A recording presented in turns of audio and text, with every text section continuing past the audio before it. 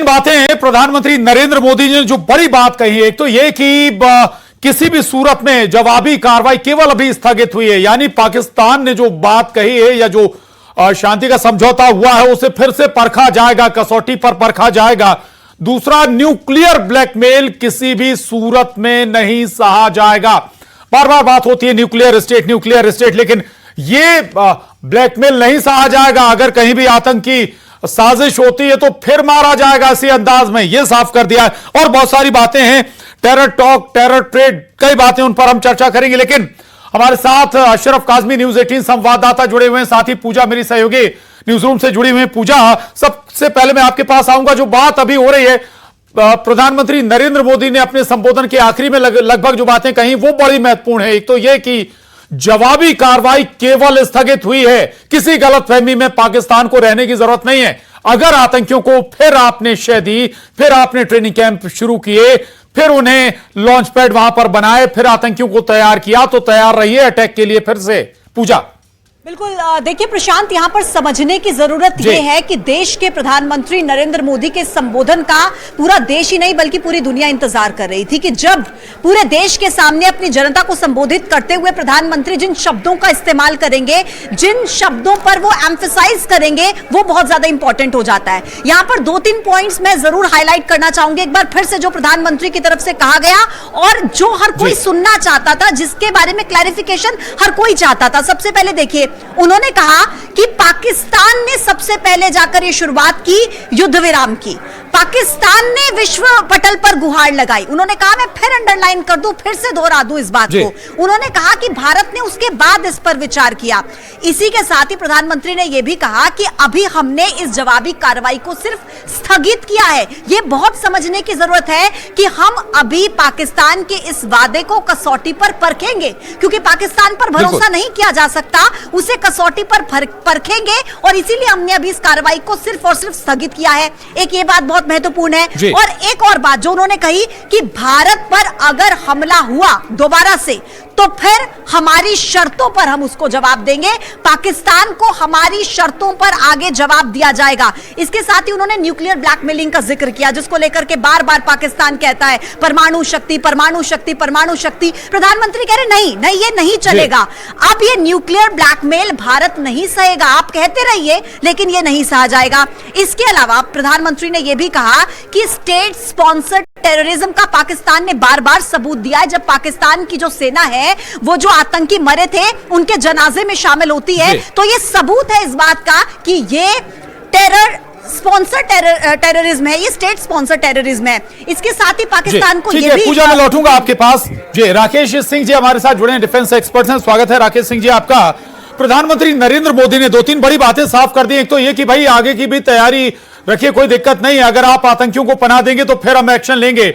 दूसरा, जो पूजा हमारी साथी कह रही थी कि भाई ये तस्वीर जो पाकिस्तान से आई, इन सबने बता दिया कि पाकिस्तान कैसे आतंकियों को सरपरस्ती देने वाला या पाकिस्तान को तैयार करने वाला स्टेट है, ये दुनिया के सामने आ गया। कैसे देखेंगे आज के संबोधन को राकेश सिंह जी? ओके, सबसे पहले प्रशांत जी आपको बहुत बहुत जय हिंद और नमस्कार, और हमारे जो भी साथी हैं उनको भी जय हिंद और नमस्कार। सबसे पहले बड़ी बात तो यह है कि जो हमारी भारत सरकार ने और जो हमारे यशस्वी प्रधानमंत्री ने जो निर्णय लिया है और हमारी सरकार ने जो निर्णय लिया है वो हम सब देशवासियों के लिए बिल्कुल उसका हम स्वागत करते हैं।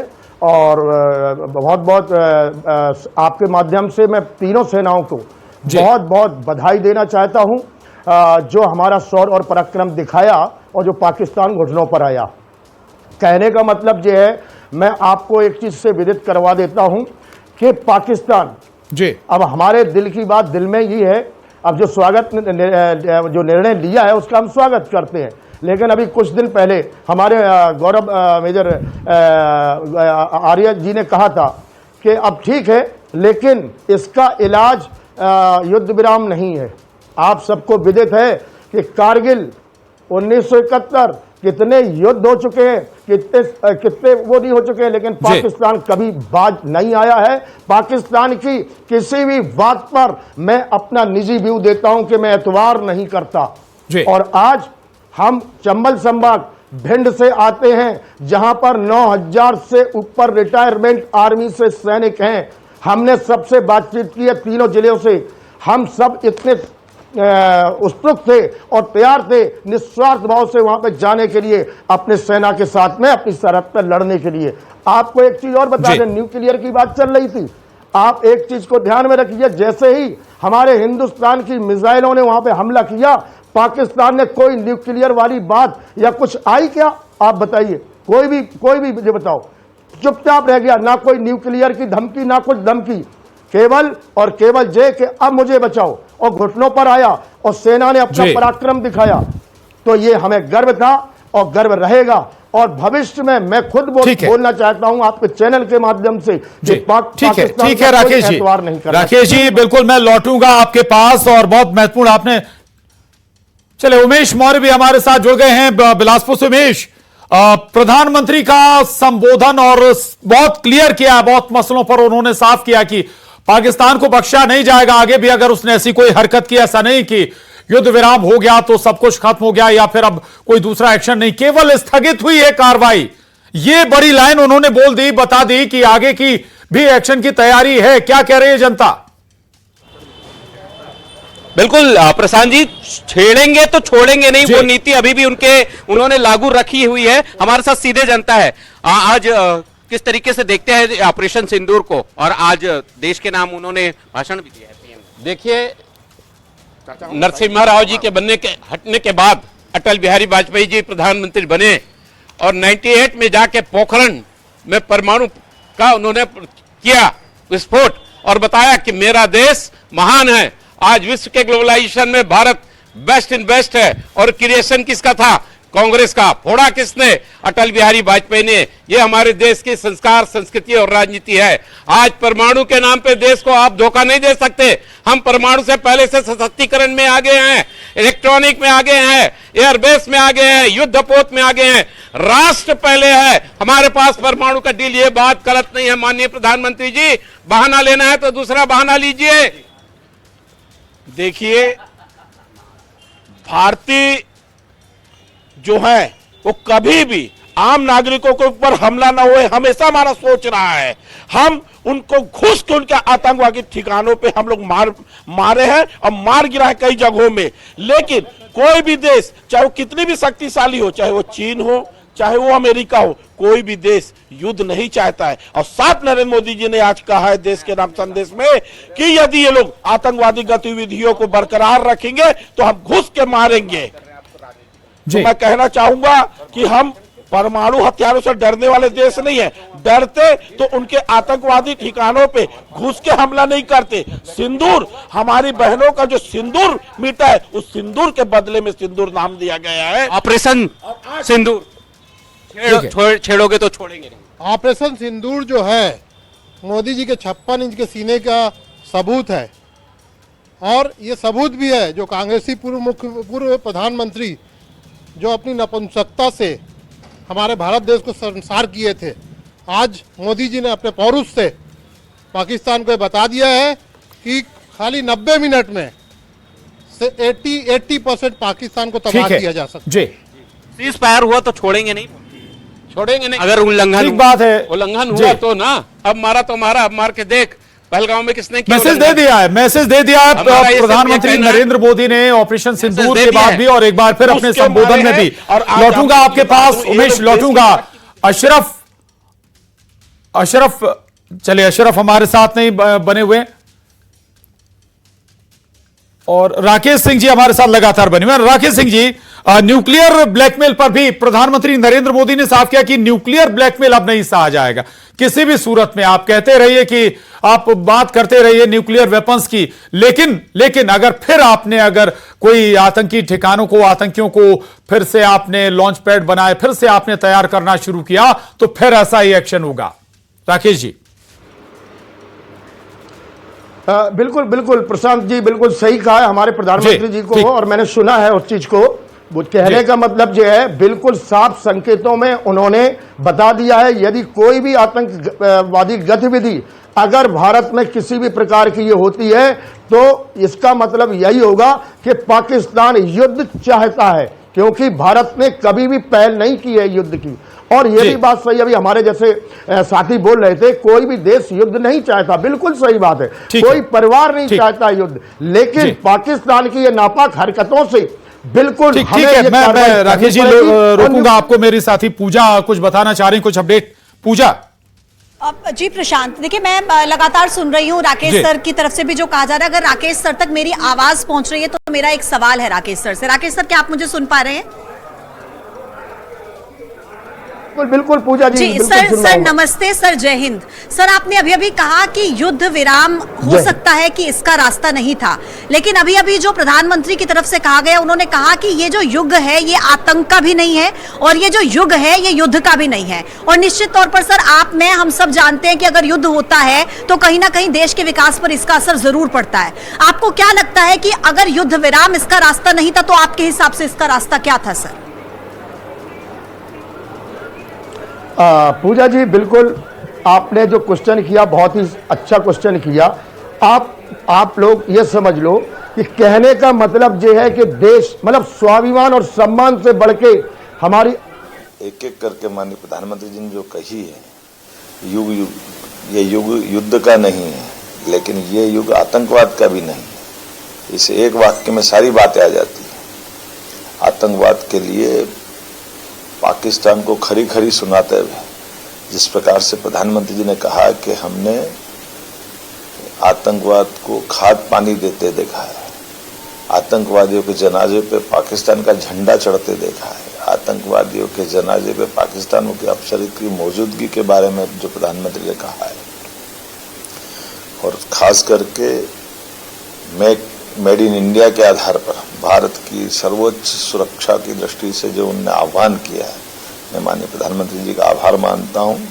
इसी के लिए हम सब इंतजार कर रहे थे और यशस्वी प्रधानमंत्री का नेतृत्व का मतलब ही ये है। जब माननीय प्रधानमंत्री ने कहा कि बात होगी तो पीओके पे होगी, ये पीओके पे इस तरह से स्पष्ट बोलते हुए अपनी नीति को सामने लाना और न्यूक्लियर के आधार पर ब्लैकमेल वाले जो शब्द माननीय प्रधानमंत्री जी बोले हैं, होगा न्यूक्लियर जिसके पास होगा, लेकिन न्यूक्लियर नीति पर कोई ब्लैकमेल कर ले, ये यशस्वी प्रधानमंत्री के लिए और हम सब के लिए उनके नेतृत्व में भारत के लिए वर्तमान में प्रधानमंत्री की सरकार इतने असंभव है। और उनने एक एक शब्द से हमारे हर भारतीय का सीना 56 इंच का किया है। न केवल हमारी उन विधवाओं का जिनका सिंदूर उजड़ा था उनका हिसाब चूकता किया है, बल्कि देश को भरोसा दिलाने में माननीय प्रधानमंत्री जी ने अपने भाषण से संबोधन करते हुए आत्मविश्वास से भरपूर कर दिया है, ऊर्जा से लबरेज कर दिया है, उत्साह और उमंग से सेनाओं का हौसला बढ़ाया है। देश के दुश्मनों की जिनने भी भाषण सुना होगा उनकी जमीन खिसका दी होगी, चाहे पाकिस्तान का राष्ट्रपति हो, प्रधानमंत्री हो या पाकिस्तान का सेनाध्यक्ष हो। मैं मान के चलता हूँ जो मार मिसाइलों ने की है, आज उनके शब्दों ने, भारत के आत्मविश्वास ने उससे कई गुना ज्यादा मार की होगी। मैं माननीय प्रधानमंत्री जी का आभार मानता हूँ। इन्हीं बातों के लिए तो प्रधानमंत्री जी का दुनिया और हमारे देश में विशेष आदर है। आइए हम सब प्रधानमंत्री के नेतृत्व में भारत को आगे बढ़ते देखें। मध्य प्रदेश उनके साथ कदम से कदम मिला के चलता रहेगा। धन्यवाद। तो सुन रहे थे आप प्रधानमंत्री नरेंद्र मोदी के संबोधन की जमकर तारीफ करते हुए। तीनों सेनाओं का हौसला बढ़ाने वाला ये संबोधन डॉक्टर मोहन यादव बता रहे थे। राकेश सिंह जी, आप अपना उत्तर पूरा नहीं कर पाए थे पूजा के सवाल का, प्लीज। हाँ बिल्कुल बिल्कुल प्रशांत जी, पूजा जी ने ये बोला था कि मतलब ये युद्ध विराम कहां तक वो अपने आप उसको उचित समझते हैं। बिल्कुल सही है, युद्ध तो कोई भी देश नहीं चाहता, लेकिन मैं एक चीज बोलता हूं, जैसे पूजा जी ने बोला था कि आर्थिक स्थिति से हम बिल्कुल मानते हैं कोई भी देश, जब दो देश युद्ध लड़ते हैं तो आर्थिक स्थिति से हम कमजोर होते हैं। लेकिन मैं यहां पर पूजा जी को यह बताना चाहूंगा कि स्वाभिमान और सम्मान से बढ़ के कोई चीज नहीं है। यदि हमारी धरती पर हमारी ही मातृशक्ति को हमारी सिंदूर उजाड़ा जाता है और धर्म के नाम पर, आप ये देखिए उनके क्या मकसद थे कि धर्म के नाम पर हम यहाँ पर भारत में हर धर्म वो करता है और यहाँ पर इस तरीके की हम हरकत करें जिससे हिंदुस्तान में गृह युद्ध हो, तो वो चीजों को भी हमें बिल्कुल सारी बातों को देखना होगा। हालांकि राकेश सिंह जी, बड़ा महत्वपूर्ण ये है कि हम अर्थव्यवस्था या बड़ी अर्थव्यवस्था लगातार बन रहे हैं, चौथी अर्थव्यवस्था हम बन गए। ये एक बड़ा कारण है कि तमाम जो विश्व बिरादरी है वो अब भारत के साथ खड़ी होती हुई नजर आ रही है। पाकिस्तान के साथ अगर कोई खड़ा था तो वो केवल और केवल टर्की था। मैं लौटूंगा आपके पास, हमारे साथ दो खास मेहमान और बने हुए, मिथुन अहिरवार जी कांग्रेस से और वाणी अहलुवालिया जी बीजेपी से। मिथुन अहिरवार जी, संबोधन संभव आपने भी सुना होगा, 3-4 बड़ी बातें। एक तो बिल्कुल साफ किया, न्यूक्लियर ब्लैकमेल नहीं चलेगा। दूसरा, टेरर और टॉक साथ में नहीं चल सकते, टेरर और ट्रेड साथ में नहीं चल सकते, खून और पानी साथ में नहीं चल सकते। लगभग अपनी भविष्य की जो रणनीति है, भविष्य की जो लाइन है, प्रधानमंत्री नरेंद्र मोदी ने साफ कर दी। बात होगी तो किस पर होगी? पाक से। मिथुन जी।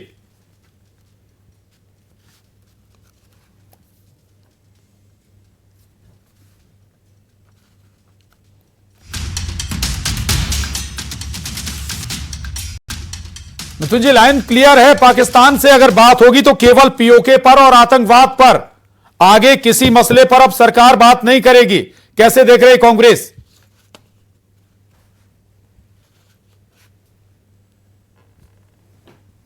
ये बहुत बहुत मौजू जी। आवाज मिल रही है प्रशांत जी? बिल्कुल बिल्कुल, आपकी आवाज आ रही है।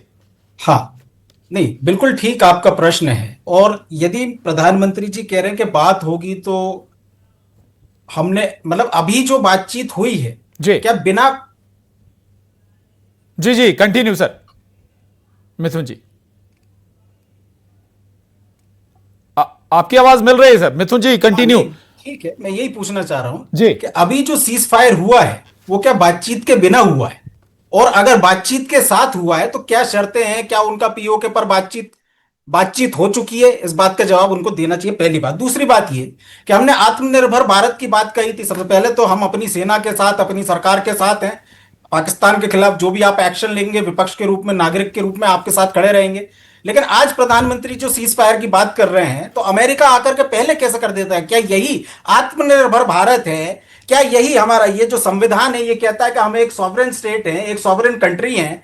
मतलब दूसरा देश डिसाइड नहीं करेगा हमारे इंटरनल या एक्सटर्नल अफेयर्स पर, मैटर पर हमारा क्या निर्णय होगा? तो अमेरिका यदि पहले घोषणा कर देता और पाकिस्तान के बाद यदि भारत घोषणा करता है, तो क्या यही सॉवरेनिटी इस देश की रह गई है? हमें अपनी सेनाओं पर गर्व है। न्यूक्लियर स्टेट की आप बात कर रहे हैं, बिल्कुल अच्छी बात है।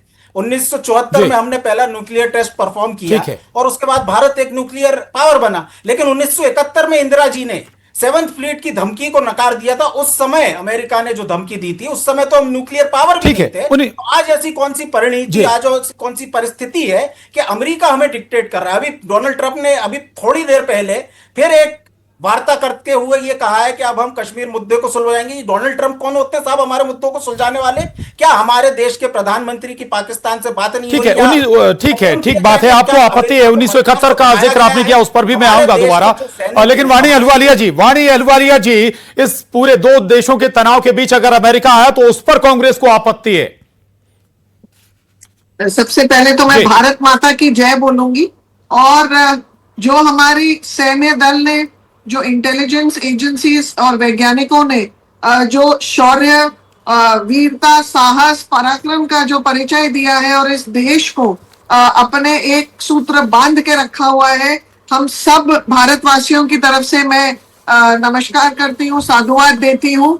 और उन जो हमारे जो चिराग वीर गति को प्राप्त हुए हैं उनको भी नमन करती हूँ। देखिए, हमको प्रधानमंत्री जी ने बहुत स्पष्ट और साफ 10 मिनट पहले ये कहा कि पाकिस्तान इतना बौखला गया था, इतना डर गया था, जब उसकी 11 एयरबेसेस को बिल्कुल नष्ट-नाबूद कर दिया था भारतीय ताकत के, भारतीय सेना बल ने, तो उसने विदेश में बैठे हुए कुछ दूसरे सरकारों में गुहार लगाई, बचने की गुहार की, और उसके फलस्वरूप ये हमको परिणाम देखने को मिला कि फायरिंग बंद हुई। ये पूर्ण विराम नहीं है, ये केवल एक इंटरवल है। और प्रधानमंत्री जी ने बहुत स्पष्ट कर दिया है कि रोग नेशन, जहां पर ग्लोबल टेरर यूनिवर्सिटी चल रही थी, उसका पर्दाफाश हुआ है। उनके टेरर के जो आका है, टेरर की कैंप्स है, टेरर के केंद्र है,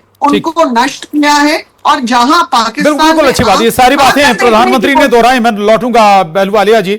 मिथुन जी, आप 1971 का जिक्र कर रहे थे। 1971 में क्या वाकई वैसे हालात थे जैसे कि अभी हैं? 1971 में रूस हमारे साथ था, रूस ना कहे हैं हम सोवियत संघ कहे हैं, अब सोवियत संघ के कई टुकड़े हो चुके हैं, रूस वैसी स्थिति में नहीं है और उतना फुल फ्लैश हमारे साथ खड़ा भी नहीं। दूसरा, अब न्यूक्लियर स्टेट पाकिस्तान है, कंडीशन बदल चुकी है। आप युद्ध में जाएंगे, आप को भी लॉस होगा, सामने वाले का भी लॉस होगा। आप बड़ी अर्थव्यवस्था बनने की अग्रसर हैं, टॉप 3 में आने के लिए अग्रसर हैं। ऐसे में क्या युद्ध में जाना बेहतर होता?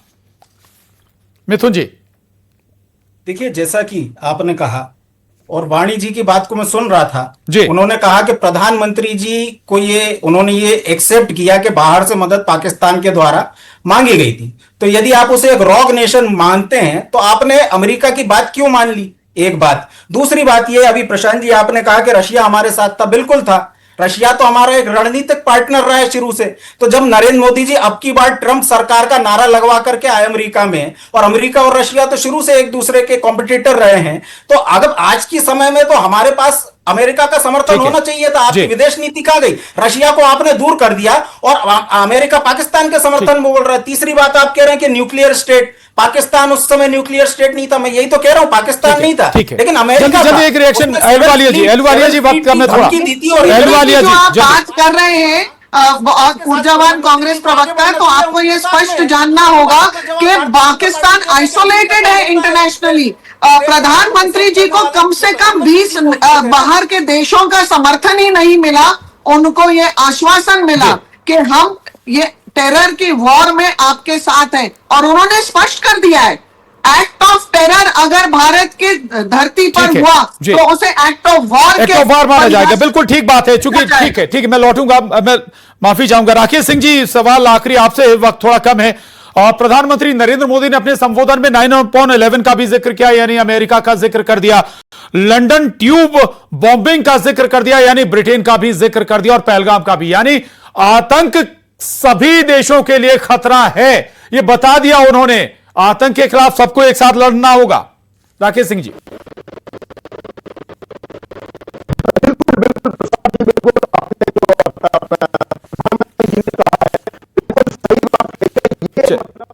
चलिए, ऑडियो आप आवाज आपकी सही नहीं आ रही, लेकिन मैं फिर बता दूं आपको। दरअसल प्रधानमंत्री नरेंद्र मोदी ने ये बता दिया, कहा था कि 7 मई को जो हमने आतंकवाद के खिलाफ प्रतिज्ञा ली थी वो कैसे परिणाम में बदलते हुए नजर आई। और इसके बाद इतना ही नहीं, उन्होंने, मैं जो जिक्र कर रहा था कि ब्रिटेन भी आतंकवाद का से परेशान रहा है और अमेरिका भी आतंकवाद से परेशान रहा है। अलग अलग जगह आतंकी हमले हुए हैं और भारत में भी आतंकी हमले हुए हैं। तो आतंकवाद किसी में फर्क नहीं करता, किसी देश में फर्क नहीं करता, किसी व्यक्ति में फर्क नहीं करता है।